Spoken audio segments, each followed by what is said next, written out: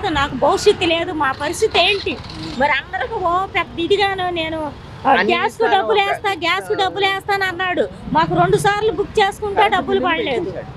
మరి ఏం చేయాలి? పన్నోళ్ళకి పడతలేదు. మరి మా పరిస్థితి ఏంటి? మాకు ఉద్యోగం లేదు, ముసలాయన అయ్యాడు. మరి మాకేంటి? మరి మాకు పడొద్దా? మాకు ఏ ఆధారం లేదు. అంటే పడాలంటే మీరు కస్టమర్ కేర్ నెంబర్ ఇచ్చారు కదమ్మా, కాల్ చేశారా? ఎవరిని అడిగినా మాకు తెలియదు అంటున్నారు. సచివాలయంకి వెళ్తే మాకు తెలియదు అంటున్నారు. గ్యాస్ కంపెనీకి వెళ్తే మాకు తెలియదు అంటున్నారు. మరి అందరికి పడి మాకు పడకపోతే మాకు ఎంత బాధగా ఉంటుంది?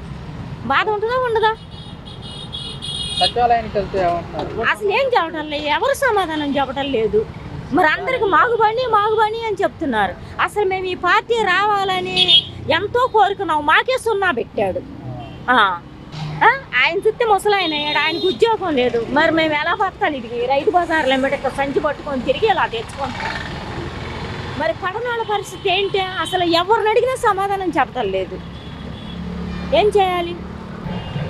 దానికి ఒక సమాధానం చెప్పాలిగా.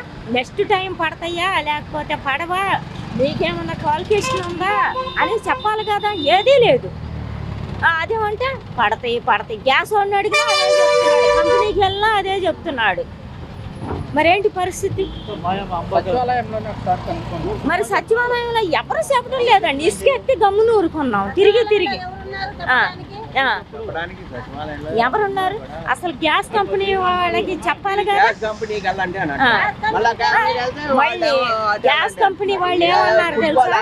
మీకు కాదు అలా కాదు. మరి బ్యాంకుకి వెళ్తే పడలేదన్నారు, కంపెనీకి వెళ్తే మీరు బ్యాంకుకి వెళ్ళి కనుక్కోండి అన్నారు. మళ్ళీ పోస్ట్ ఆఫీస్లో ఆయన పేరు 200, నా పేరు 200 పెట్టి 400 పెట్టి కట్టుకున్నాం. అది ఏమీ లేదు. మాకు 400 బొక్క. మరి ఎక్కడి నుంచి వస్తాయి డబ్బులు చెప్పండి? ఆయనకు వచ్చే 4000 తోటి బతుకుతున్నాం మేము, వృద్ధా పింఛన్ తోటి. మరి ఇవన్నీ ఆయనకు 200, నాకు 200, మళ్ళీ ఓపెన్ చేస్తేనేమో 200, 600 అయిపోయినాయి. ఏం తిని బతకాలి మేము చెప్పండి? దానికి ఏదన్నా చెప్పాలి. మీకేంటంటే ఎలా పడతాయి పన్నోళ్ళు కానీ ఎవరన్నా చెప్పాలి కదా. మరి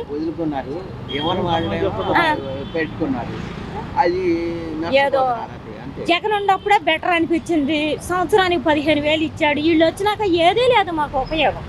అంటే పథకాలు ఇవ్వాలంటే ఖజానా మొత్తం ఖాళీగా ఉంది. జగన్మోహన్ రెడ్డి పేదలకు ఆ పథకాలు ఇచ్చారని చెప్తున్నారు కదా.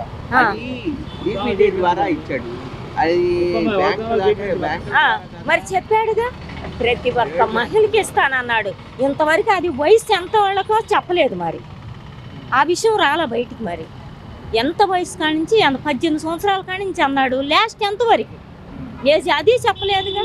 మరి ముందే మేము అన్నీ చేసుకున్నాం అనుకో, డబ్బులు పక్కాయిగా. మరి అది నువ్వు కూడా చేసుకోవడానికి డబ్బులు ఉండొద్దు, ఉన్నాను కదా.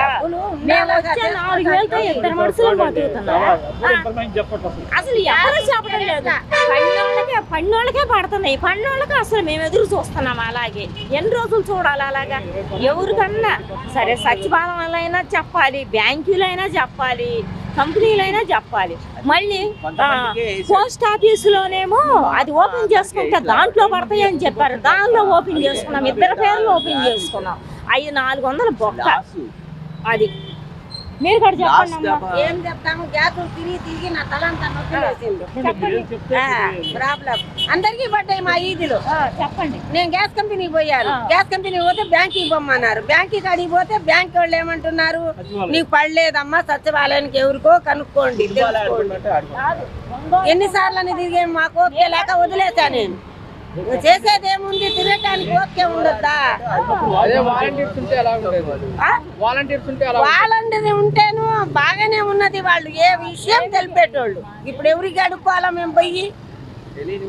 ఇప్పుడు ఇంత ముందు సత్యము వాలంటీర్ ఇంటికాడికి ఏది తెచ్చినా కానీ గబాలా చెప్పేటోళ్ళు. ఇప్పుడు ఎవరున్నారు? ఏ దిక్కు కానీ పోయి మేము అడుక్కోవాలి. బాగుండేది. వాలంటీర్లు అసలు ఏ విషయం తెలియట్లేదుగా. మళ్ళీ ఇంతకు ముందు ఉండి తాలూకాకి వెళ్తాం చూసావా, ఆ పరిస్థితి వచ్చింది ఇప్పుడు. మీరు అలా వెళ్ళే వాళ్ళ ముందు ఈయన ఉన్నప్పుడు వెళ్ళాము కదా, తాలూకాకి వెళ్తే తాలూకా కాడ వాళ్ళు మాట్లాడుకొని నిలబడి అట్లా నిలబడితే ఏంటి తర్వాత రాపో అనేటోళ్ళు. మాకు ఈ 5 సంవత్సరాలు నొయ్యి లేకుండా వచ్చేసింది జగన్మోహన్ రెడ్డి ప్రభుత్వం. అవును. ఇప్పుడు ఏది ఆయన ఎక్కి 6 నెలలో 7 నెలలో ఆ గ్యాసులు వదిలినప్పుడే వదిలేడు. అందరికీ రావాలగా సరిభాగంగా. ఇప్పుడు అందరికీ ఆశేగా నాయన, పెడతానంటే ఎవరికైనా ఇదేగా.